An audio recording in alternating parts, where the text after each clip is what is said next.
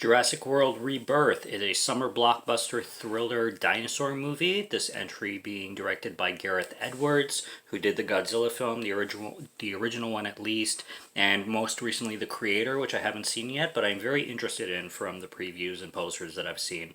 So Gareth Edwards takes the cameras on this one and the direction, and for Jurassic Park films, I have to say right off the bat that this is one of the good ones, even great ones. I really enjoyed it and had a good time with it. Now, it's going to split audiences for very obvious reasons.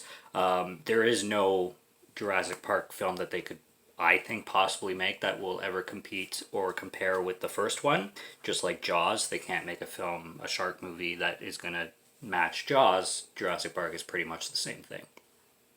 But for a fun blockbuster popcorn film, I think this one didn't have many flaws at all, in my opinion. But I understand if people what they're saying about it and what heard people say about it. I understand their perspectives, and I totally don't disagree in the sense that I think they're wrong or anything like that. Because there are some elements of this film that will definitely turn people away, but what we have going on here is we have some mercenaries, quote unquote. Scarlett Johansson plays one where she says she is a emergency security person of some kind, and you have this museum owner slash runner. I don't know if it's Rupert. I think it's Rupert Friend that plays him, but I could be mistaken on that. And Mahershala Ali pops in here. I like Mahershala Ali a lot. I first saw him in Moonlight, and then everything else he has been in after that, which I think that escalated his popularity. He's just badass. Like he's a cool guy. He's like an Idris Elba type. He brings presence to the screen whatever he's in, whether it's a summer blockbuster to a very passionate indie to a funny movie. I mean, the guy can do a lot of things. So they are, the premise is there's this top scientist who is looking for not a, well, I'd say a cure, but he's looking to prolong life, and he's looking to prevent and or stop heart disease, and he's found a way to do so by taking the DNA of certain dinosaurs.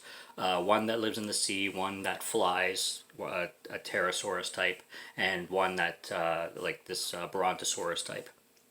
And with the DNA that he knows of, that he knows that these dinosaurs are carrying, he can get the proper vaccine or medication that will prevent heart disease and prolong life.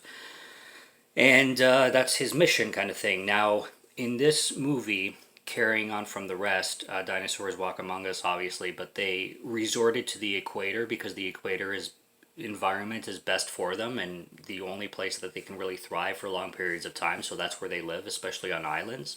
So the movie takes place on this island, which is a big positive on this one. I like how they go to the jungle atmospheres, and it's beautiful. Lore wise, like canon wise, I'd say this one kind of refers to Jurassic World the most, the one before Fallen Kingdom. But style wise, you get a lot of Jurassic World, you get a little bit of Fallen Kingdom, little tiny bit of Dominion, you get a little bit of Jurassic Park 3, especially for the abandoned island kind of thing. And I like that atmosphere because everything's just destroyed, everything is abandoned kind of thing. So you have like abandoned buildings, and then the rest is just jungle. And I like that because it gives more of a Jurassic dinosaur feel. Like I'm not the biggest fan of like dinosaurs in cities kind of thing. It's fine, it's fun. Like I loved the sequence in Lost World. I don't get me wrong. I think it's fun as hell bringing a dinosaur into a big city like San Francisco. But when it comes to these blockbusters, I'd prefer them to be in like environments that the environment is dangerous just as much as the enemy is dangerous. The dinosaurs, the monsters. Like I like the element of danger all around kind of thing, and isolation. Like especially the isolation part, where you don't know like how the hell these people are going to be rescued kind of thing when they go into peril. Now there is two stories going on. There's the Scarlett Johansson and Mahershala Ali and the scientists people, and they do show other characters in the trailer, but I didn't notice them at all. There is a big part of the movie that follows a separate storyline with this family. It's Manuel Garcia, Manuel Garcia Ubero, I think. I forget it's a three-part name, and then you have Luna Blyce, if I'm pronouncing that correctly. He's her, or she is his teenage daughter, or like 18, 19 something year old daughter. And then there's this little girl with them too. She looks about 6 or 7, maybe 8. And the boyfriend of the older daughter. So there's two daughters and boyfriend and a dad, and they're going boating, which I found interesting. They were boating from Cape Town to Bermuda. So this takes place more on the west, like between South Africa and Bermuda, which I was thinking it was always taking place between South America and Bermuda, or like usually the islands are around South America kind of thing, or Mexico. But yeah, this island that is apparently, according to my geography, between South Africa and Bermuda, which is cool. Um, and they run into their own peril because their boat capsizes because of the giant swimming dinosaur, and I'm not going to try to name it because I'm not a dinosaur expert by any means. And so you follow them because they end up on the same island, and they meet up with the Johansson and Mahershala Ali, sorry, characters in groups, and they split up again, and then at the end of the movie they meet up again, and yada yada blah blah blah. This movie gave me a lot of vibes of many other films, lots of Jurassic Park 3, like I said, with the jungle, lots of Predator. This movie reminded me of Dino Crisis 2. For anybody who remembers Dino Crisis and Dino Crisis 2 for the PS1, who's my age. If you don't remember, you're probably too young, but yeah, PlayStation 1, Dino Crisis, and Dino Crisis 2 was badass, and Dino Crisis 2 has a lot of segments that remind me of this.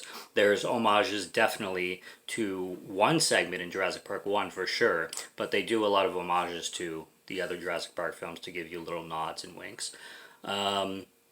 And the biggest thing that is going to make or break this film for you is if you like the characters. Because if you do not like the characters, and there's some characters that are unlikable, two mainly. One is the boyfriend.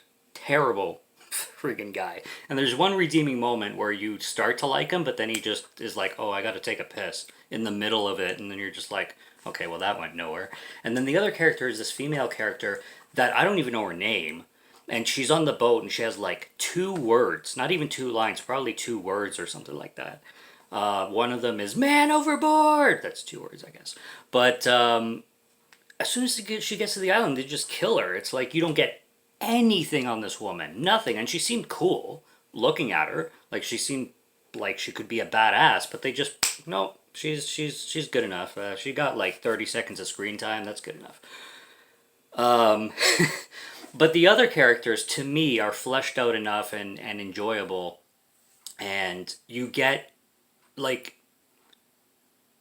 I enjoyed watching them on screen, and I enjoyed their conversations, and I enjoyed the peril that they got into. The thing with this film is that it takes a while to get to some serious action. There's more just exploring and seeing the beautiful atmosphere than there is like dinosaur chomping kind of thing.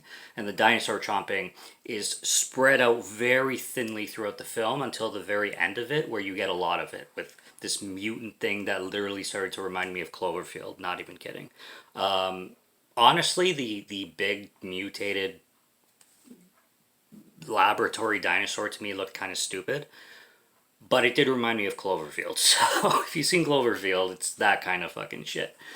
Um, and it was fine. It was good, and the dinosaur action's great. But like I said, if you're not invested into the characters, you're just gonna find this film very boring because it does take a while in between dinosaur action. If you do like the characters, like I did, then you're in for a 2 hour and like 5 minute whatever story of a good popcorn dinosaur movie, and that's all I'm looking for with the Jurassic Park films. And I have to watch Jurassic World again because I gotta refresh my memory, but so far this one may be more enjoyable to me than Jurassic World was. Again, I'll compare the two because they're in my memory kind of even, but I think I give the latter to this one.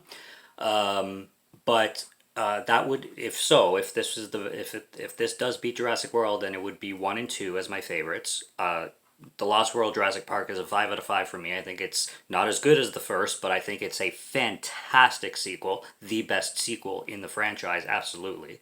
I think it's fantastic. I don't know the hate that people have on that film because I think Steven Spielberg just does an equal job on it. You can't you can't equalize it to the first, obviously, but it is a fantastic sequel, in my opinion. And then 7, and then 4, 5, and 6. Otherwise, it'll be 1, 2, 4, 7, 5, and 6. So, yeah, we'll see, when I watch the Jurassic World, because I did enjoy it as well, and we'll see if this actually does beat it, because in my mind it does, but I have to kind of refresh my memory with Jurassic World.